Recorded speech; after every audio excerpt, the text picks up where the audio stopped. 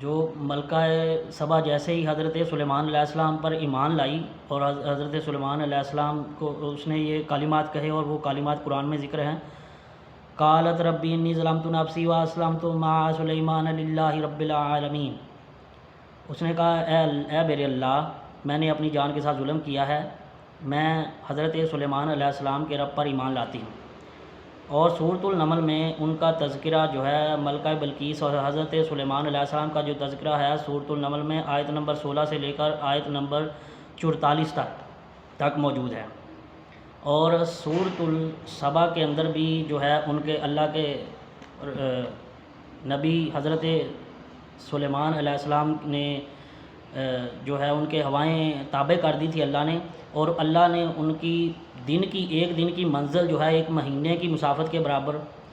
اور ایک رات کی منزل جو ہے ایک مہینے کی مسافت کے برابر تھی۔ اور اللہ نے ان کے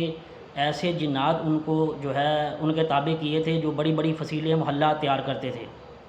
اور وہ بڑی سپیڈ سے وہ بنا لیتے تھے، جیسے کہ ایک جن کا تذکرہ بھی ہے سورۃ النمل کے اندر کہ ایک جن نے کہا تھا کہ میں اس محفل کے اس مجلس کے برخاست ہونے سے پہلے تخت لے آؤں گا۔ تو وہ تخت جو ہے انہوں نے حضرت سلیمان علیہ السلام نے اس میں تبدیلیاں وغیرہ کی تھیں، اور جیسے ہی اس سے پوچھا تو یہ کس کا تخت ہے، تو وہ پہچان گئی کہ یہ میرا تخت ہے، وہ ملکہ بلقیس پہچان گئی۔ تو اب جیسے ہی وہ ایمان لے آئی تو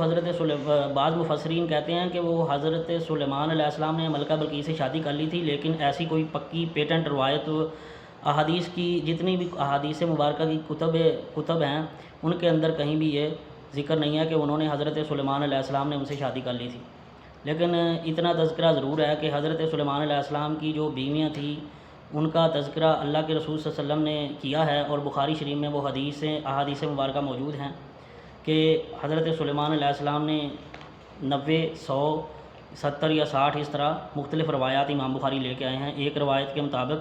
100 شادی کی تھی، ایک روایت کے مطابق 90، ایک کے مطابق 60 اور ایک کے مطابق 70 شادی کی تھیں۔ اور جو 100 یا 90 والی حدیث مبارکہ ہیں وہ 2819 نمبر حدیث ہے، 6639 نمبر حدیث ہے۔